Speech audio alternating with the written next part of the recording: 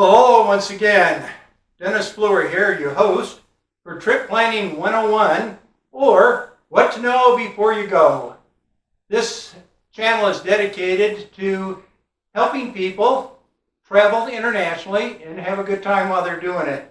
See if we can avoid some of the pitfalls that you might run into, the things you don't know that can get you into problems. You'll see my picture behind me here. Today I am wearing my Italy t-shirt and my Ferrari Italy hat. We planned a trip to Italy back probably about 6 years ago. Spent 2 weeks there. Ended up going all around from central Italy, which is Rome and Pompeii and those areas, clear up to northern Italy, and got to see the gondolas and those in Venice and some of the other areas. We'll talk more about some of the countries I've been to in another segment of our videos after we get through with the list I have on our website. Now, not too many people have websites that correspond, I think, with a YouTube video, but if you go to www.tripplanning101.com, it will give you specifics about each of the topics of what we presented here on the videos. And it gives you a little more detail. I'm hoping on the website, as we develop it even more, be able to provide you with a checklist there that provides where you can check off each of the, I think I have like 24 items on there. And yes, you want to be aware of all 24 before you step out that door and get in the vehicle and head off to the airport. So you want to make sure you know what each of those are, and it will save you a real headache when you're traveling. The subjects I want to cover today with you, one I call mystery foods. Now, mystery foods come in two places. One's on the airplane. Now, it's wonderful. International flights, you get fed better than you do usually on domestic flights here in the United States.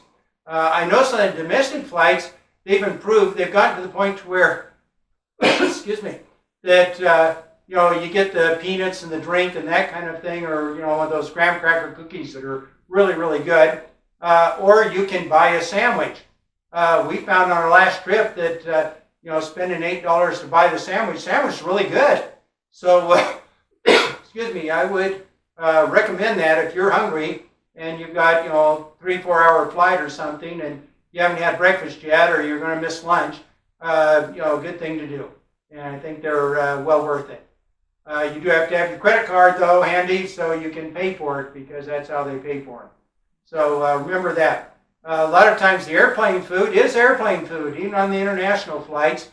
They a lot of times wake you up at what would be like 3 o'clock in the morning, and present you with either breakfast or dinner. So it doesn't settle with your internal clock very well, but they try to get you around to where you're moving along with the plane to whatever time zone that you're in at the given time. So anyway, the meals are okay, but they're manufactured meals, and they taste like manufactured meals. And so anyway, just be aware of that if you have particular needs when it comes to eating stuff, make sure that you let the airlines know beforehand. And like if you don't eat meat or anything like that, or allergic to peanuts, or any particular thing you might have, let them know ahead of time, and they come and identify who you are, and will get you a particular meal that fits your particular needs. So anyway, that's kind of what you find when you're on the flights. Food's gotten better over the years, but it still tastes like manufactured food. So just kind of bear with that. That's one reason on one of the previous videos that I did, I suggest you bring some snacks along. This is when the snacks come in real handy. So anyway, so much for airplane food. Now, let's move on to when you land at your destination. Now, I've talked about this somewhat a bit in some of the other videos, but what you need to realize is that the food that you'll eat in other countries is going to be a lot different than what you're used to in the United States. And I found that that's the same thing, that people come from other places, China and South Africa and other places, and they come here. Our food tends to be a little rich for them, and they're looking for something that is kind of more what they're used to. What we found when we travel is that even though the food is good, you do normally get the basic thing: breakfast, lunch, and dinner. And even though it's probably a whole lot healthier than what we eat, that usually on about day 3, I remember in China, that their international food isn't our international food. Ours has a lot more whiz bang to it. Theirs is pretty basic. Like I said, it's probably a whole lot more healthy for you. But I know on several occasions, not on myself, but other people, groups we've been with and all, have started looking for McDonald's. It's just because it's not what you're used to, and it probably tastes kind of bland in relationship to that, and gets a little boring, and you want some variety in what you're having. And in a lot of countries, you do eat basically the same thing, all 3 meals. Done that in China, we went to Israel, about everywhere. It was pretty much like that. So just be aware that the food that you get on the luxury cruise ships, that you can dive for, that it puts on unfortunately 20 pounds while you're on one of those, that when you get off on land, that you'll find places that are really good. We found restaurants that were amazing. The things you have to realize when you do that is that in most places in the world, they don't eat at 5 or 6 o'clock. They, everything's shut down until about 7. Then that's when they start having dinner. Now, if you're used to eating around 7 or later, hey, you're in good shape. The other thing they want you to do is they're expecting you to sit there through numerous courses of the meal. And something we aren't used to doing. We're used to, kind of chowing it down, 20 minutes, and, we're out the door going to do something else. And they kind of expect you to sit around for a while. And so if you think you're being ignored by the waiter, you aren't being ignored. They're just expecting you to be there for a while and probably spend a little bit more money. That's one of those challenges, that you can find places that are good. We went on a trip to Germany. We're on this smaller French cruise line, river cruise thing. Was not a good experience for us. The food that they were fixing was supposed to be like German, and it did have some sauerkraut, but we had some mystery meat that looked like really thick, kind of almost raw bacon on it. I don't know if that was supposed to be like what we're used to with ham or something, but it did not look edible whatsoever, and had a little blob of what turned out to be kind of a liver pate on it. They served us a dessert that I thought was a little cheesecake, just a little slice, trying to be fancy with a little curly-Q stuff on it and everything. And that turned out to be a really, really strong cheese that, weren't used to it. Great to maybe try it so you can say that, oh yeah, I had some really strong cheese in, Germany, but wasn't something that any of us could choke down. And unfortunately, we sat through most of the meals we had on this little cruise line and didn't eat much of anything. And fortunately, we were able to get off, go into the towns, and found some little restaurants that had some fantastic food. That's not what you're going to find everywhere. We remember some place in Italy that when I do spaghetti, I really like a really good flavor, a lot of sauce, that type of thing. I remember we were looking around for a place and went into this. There's all kinds of these little tiny restaurants all over the place. And went into one of these, and they took us back and sat us down at a table, and we figured to be safe, we'd order some spaghetti. And so we ended up getting this plate of spaghetti noodles, and it looked like they took Campbell's soup, tomato soup, and just kind of poured that on it. Not that Campbell's tomato soup isn't good, but we were expecting something a little bit better than just that. And it seems like we paid fairly good for it also. So, you just have to kind of watch, what you're doing. Some places you go, the menus are going to be like an Italian.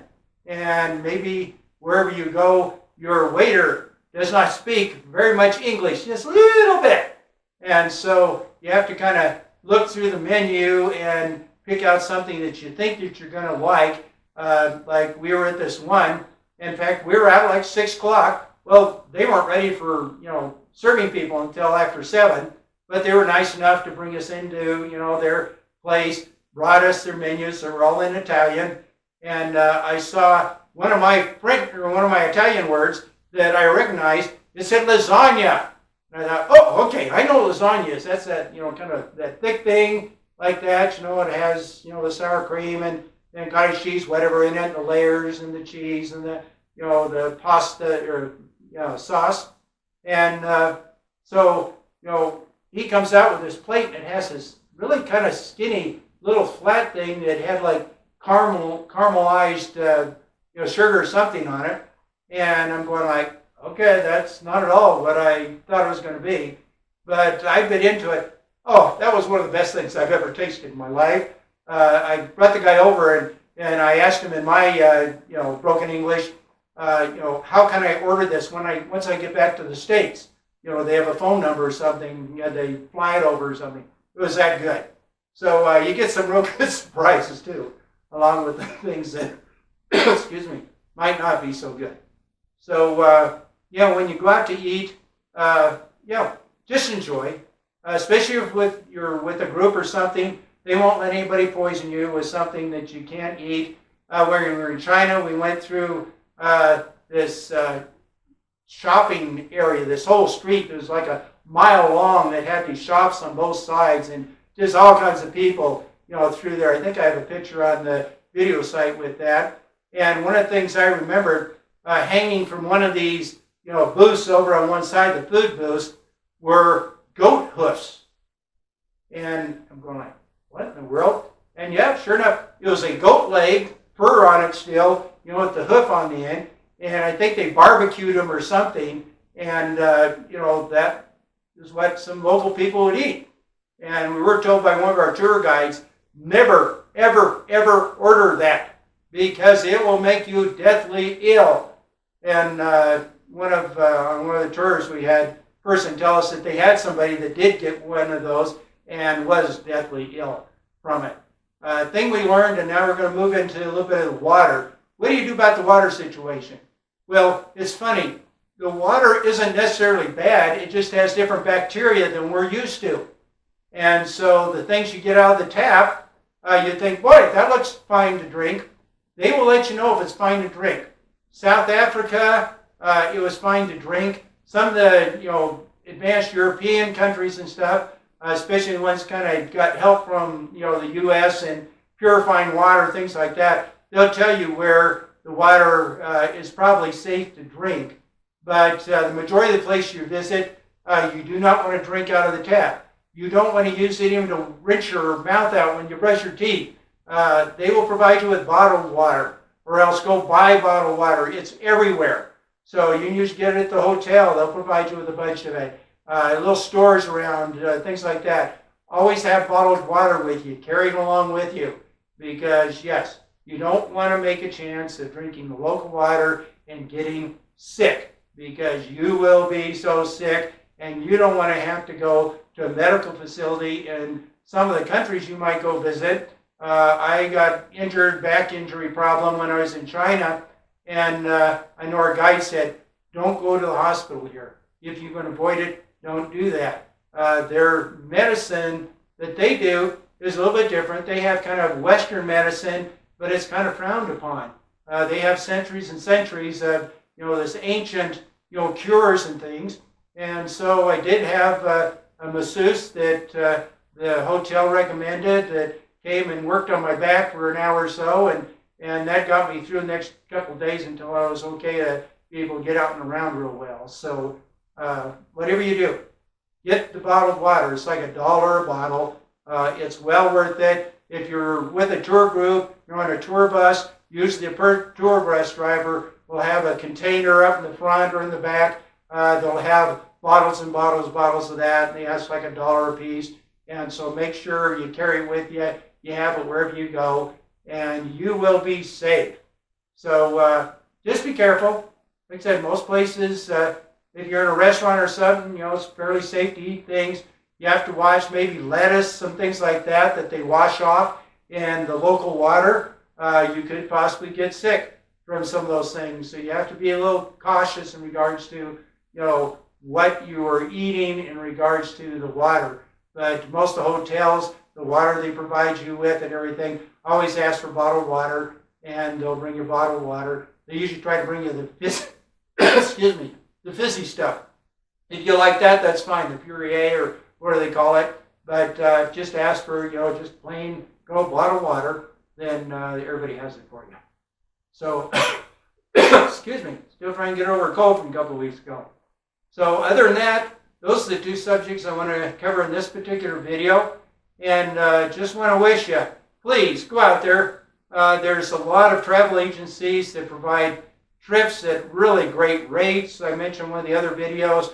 We have an outfit here that goes to China a couple of times a year for around $2,000 a piece. You do have to pay your airfare to LA, unless you're in LA. Pay your airfare to LA, and then from LA all the way to China. We made a secondary flight in China, stayed at some really nice hotels there, got to see all the wonderful things I always wanted to see in China. And our trip back, and it was under $2,000. We spent some extra money on things that we bought there. We had shipped home and all. But other than that, real economical. So, don't think it's way too expensive to go. There are places you can go through travel agencies, through tour groups. We've done, I think, 5 tour groups. We're doing another one, a 2-week one this summer here in the U.S., and they're a lot of fun. We really enjoy it, and look at both options.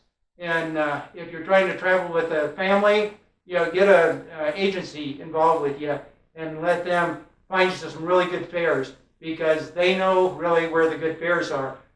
Cheaper in most cases than what you're going to find trying to search that out, spend hours and hours on the internet, and not being sure what you're going to end up with.